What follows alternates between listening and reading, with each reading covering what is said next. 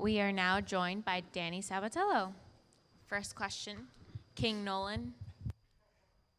Danny, congratulations on the win.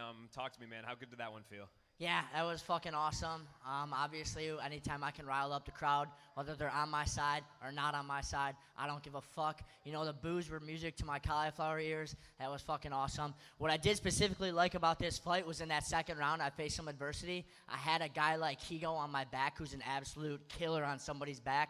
I weathered that storm. I got up. I smiled. I was happy I got out of it. And then I just pushed forward to the next rounds and absolutely fucking dominated him. You know, he built up some fucking aggression, some momentum, getting that second round victory, and I didn't give one fuck. I had all the fans against me. I had everybody against me. I didn't give a fuck. I went out there, and I still fucking dominated him. You can call it whatever the fuck it is. There's my boy Johnny. He just got the fucking belt, baby. ATT went 5-1 tonight, and we're going to be even better, baby. Let's go.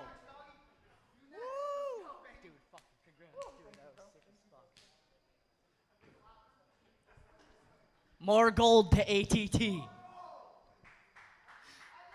Now, obviously going into this, you said you thought you were in his head. Did you feel like when you were in there were things that he was doing? Like, were you justified in your assessment beforehand? Yeah, you know, I get in these guys' heads before these fights. I very much believe in mental warfare. Obviously, I felt like I was in his head before the fight. I saw it in his eyes. Once we got into that cage, he was a little bit timid, a little bit cautious. Even in that first round, I was pressing forward right away, and he was kind of shelling up. I took him down. He didn't really make too many risks or do too much in the first round. In that second round in the beginning, he was kind of holding on to my gloves. He was very scared in there. One thing I did do when I broke him was after that second round, and he did win that, when I came back and showed I don't give a fuck, I'm still coming for your head, he slowly started to break, and I fucking broke him. You can say whatever the fuck you want about this fight. You could say it's boring. I don't give a shit what the fuck you say, but I straight dominated him, and he goes a fucking animal. And for me to dominate an animal, that just shows how fucking good I am. Stots doesn't stand a chance. You said this was music to your cauliflower ears here in the booze. What is that about you that makes that the case? I think a lot of people would probably think they have to do something different or they're not pleasing the fans enough. Why do you like it? Why do you enjoy it? I just feed off excitement. I feed off pressure. I just feed off emotion. That's just what I am. I'm an emotional guy. I'm always fucking motivated. I need people to either give me the fucking bird, flick me off, tell me I fucking suck, or love me. It doesn't matter. But I love when people are acknowledging me. You know, it's going to be a very exciting time for Danny Sabatello fans because it feels like we got the whole fucking world against us, but all we do is win so we can just give a middle finger right back. You know, there's going to be a lot of people on this fake Instagram and Twitter world that's going to be talking shit. Of course, wouldn't say shit to my face. They'll ask for autographs, but all the Danny Sabatello fans can tell them to go fuck themselves because we won tonight and we're going to party like fucking champions tonight. Fight promotion continues. You already know who you got next. They brought Raufeon in the cage. You guys kind of had some words. What'd you think of his energy? He seems pretty fired up for this one. Seems like everybody's pretty fired up for this one. Nah, he seemed like a little bitch to me. I don't know what everybody else thought, but I just am gonna smoke that motherfucker. You know what? When you face a guy like Higo and has really good submissions on the ground, you kind of do have to be a little bit careful. You really got to be smart because he's waiting for you to slip up a little bit. He's a guy that conserves a little bit of energy, and then right when he gets you, he squeezes the fuck out of you. So you got to be very careful. So with him, I couldn't take too many risks. I had to play it smart. When I got a guy like Stots, I don't have to be smart because that guy can't finish fucking anybody, dude. He's not a finisher. He doesn't pose a threat to me on the feet. He's not going to knock me out. He doesn't pose a threat to me on the ground. He's not going to submit me. So it's just going to free-for-all fucking fight, and it's just going to be two guys beating the shit out of each other. Actually, scratch that. I take that back. That's going to be one guy beating the shit out of the other guy, and that's what I'm going to do to him, is beat the shit out of him, and I don't have to fight smart. I can be free. I don't got to be boring. I can do whatever the fuck I want to this guy because he's a bum. Congrats on the win, Danny. So, Danny, after the fight, I saw that you and Leandro, embraced, and after that, did you guys share any words after to kind of squash the beef? Yeah, it's tough because he doesn't speak English. So even during this whole fucking build-up to this fight, it's just tough. You can't really get too much going with the Portuguese and the English. But after I did go over there and I said, respect or something like that. I can't remember what I said. But I also went over to his coaches. You know what? When I'm done with my food, I'm done playing with it. I don't really give a shit. I don't know if we'll ever see eye to eye again. I really take missing weight seriously. I don't like that he missed weight. But you know what? It's all squashed. I already beat him. I beat the shit out of him. I dominated him. I don't know if he's ever going to like me. I don't know if I'll ever like him. But it's more so just it's in the past. I don't see a reason to just keep harping on it. You know, I'm not going to rub it in his face. That's not what I do. I already have my eyes set on Stots. Right when that bell rang, I didn't really even give a fuck about Higo anymore. I was just picturing Stots. And to tell you the truth, my coaches are going to get mad at this, but in that 5th round, I started picturing Stots. I got ahead of myself against Higo, and I just started picturing Stots and what I'm going to do to this motherfucker, and I'm going to bash Stots' fucking face in. Yeah, 100%. And Danny, so what's the post-fight celebration looking like for Team ATT? I saw you and Johnny just embraced, but anything planned for the night after that huge W? Yeah, and listen closely because I don't want this to get confusing or anybody to misunderstand this. I am getting absolutely hammered tonight. Fucked up.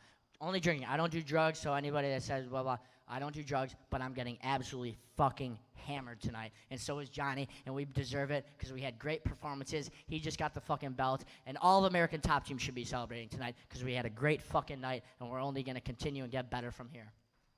Will the celebration continue when you get back down to Fort Lauderdale with the ATT boys? I will be fucked up for 2 weeks straight, yeah, 100%, because I'm going to be going down to Fort Lauderdale, obviously celebrate with my crew, and then I'm going back to Chicago, going back to celebrate with my Chicago crew. So it's just going to be a fucking fun-ass 2 weeks ahead. I don't know when that Stots is going to be fought. I don't know if they announced the fight or not. Did they announce when it'll be? No? So, yeah, I don't know when that'll be. Again, I don't want to get too carried away because once I start partying, I'll just go on a bender and I'll just lose myself. But I'm surrounded by fucking great people that if I did get a little bit out of control, I got people to put me right back in my place. I got coaches, teammates, family, friends, everybody to say, you know what, time to get right back to the fucking gym. And so I'm not too worried about that. But obviously, you got to fucking celebrate, man. This is a crazy fucking sport. Wins are so hard to come by. You got a legend like Mousasi that just lost in there tonight. Obviously, take the fucking wins. Be happy. Just love yourself. You know what? I'm so fucking confident. Nobody loves me more than I love me. You know what? I'm my own best friend. My mom's actually my best friend, but if you tried her chicken parmesan, she'd be your best friend too. But you gotta be your own best friend. You gotta fucking love yourself. Enjoy the fucking victories. Again, yeah, it's gonna be a fun-ass night. And you mentioned Eblen. Of course, you know the result, but your teammate, he just defeated a legend in Mousasi, got the middleweight world title. Did you happen to watch the fight, and what did you make of his performance? Yeah, I was in the back. My phone was obviously blowing up, but I didn't fucking acknowledge anybody yet. The only person I called was my parents. So I was just so zoned in on Johnny. You know, me and Johnny are really close. We wrestled in college together. He wrestles at Missouri. I wrestled at Purdue. We came into ATT around the same time. He was there maybe a year before me. So we've always just been really close. And honestly, I'm going to tell you, this is not a shock to me, and this is not a shock to anybody in the American top team. Johnny Eblen is a stud. He's not just going to win that belt that he did tonight. He's going to hold on to the belt for a long time. He's very good. And yeah, he's my boy. He's fucking great. I'm so glad we both were on the same card together. You know what? It was just like 3 years ago. We were in ATT, and we didn't know how to throw a fucking punch. We didn't know what jiu-jitsu was. I heard Muay Thai. I thought it was a fucking type of noodle. I didn't know what the fuck it was. And now you look at us now. I'm co-main. He's main, and we both fucking won tonight. And you've already spoken a lot about Raufeon Stots in the hour since your fight, and you called him a bum. But a lot of fans, they feel that he poses a bigger threat than Jornell or Higo did too. Would you agree that he is a more skilled fighter than your previous opponents? No. Also, you're forgetting to mention a lot of fans are fucking idiots. They don't know what the fuck they're talking about. Stots is actually an insanely great matchup for me.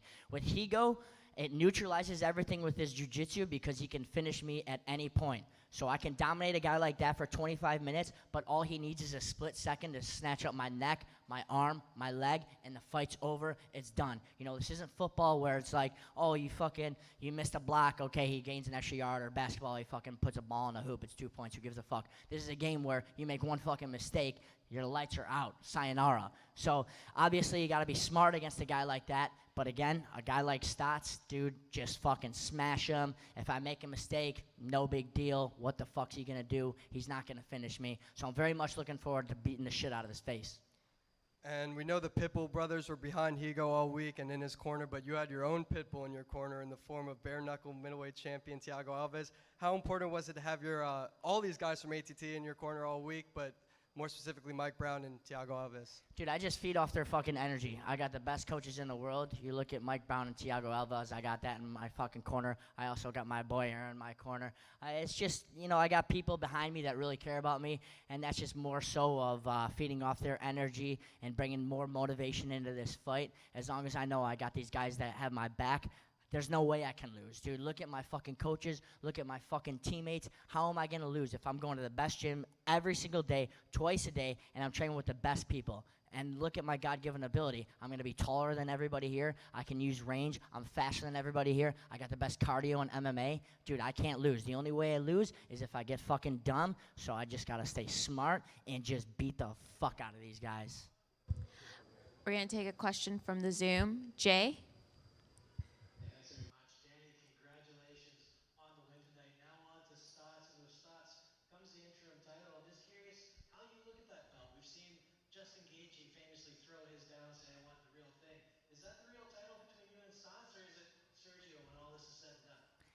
Stots is the champion of this division right now. I don't want to hear shit about Sergio Pettis. He's a pussy. He couldn't even make it to the battlefield. I think he pulled his ACL or some shit. I don't know. He might have retired. I don't know. Stots is also a little bitch, but Pettis is a fucking little bitch. He is not the champion. Stots has that belt, and I'm going to take it from him. This is not an interim title fight, my next fight. This is a title fight. So the winner of this fucking fight is going to be the bantamweight champion, and it's the same thing with winning the tournament. The winner of this tournament is the best bantamweight on planet Earth. We talk about the tournament and the final. Patchy mix, Magomed Magomedov. Who do you see making the final on the other side of the bracket? Yeah, it's a slop fest. They're both not very good. My side of the bracket was obviously the strong side. Patchy sucks.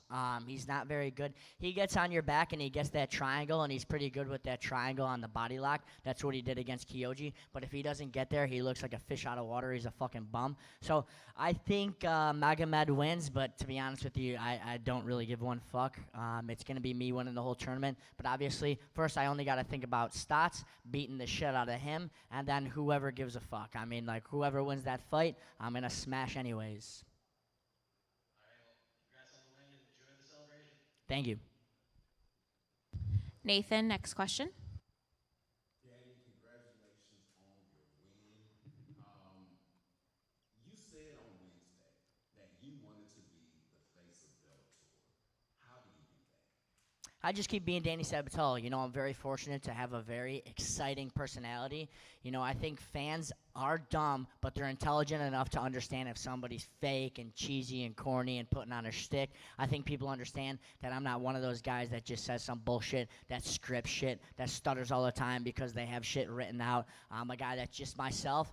And I'm just very exciting inside the cage and outside the cage. Tonight might have been boring, but go fuck yourself. What are you going to do about it? No one's going to do shit about it. I've said this a lot of times. I'm not a fucking hard guy to find. Look at my hair. Look at my crazy tan. You can find me and you can tell me whatever you want, but it's funny. The same people that are booing are asking for autographs. So, again, back to your question. All I got to do is just keep being me, keep fucking winning, and keep beating the shit out of people. All right, that concludes our time. Thank you.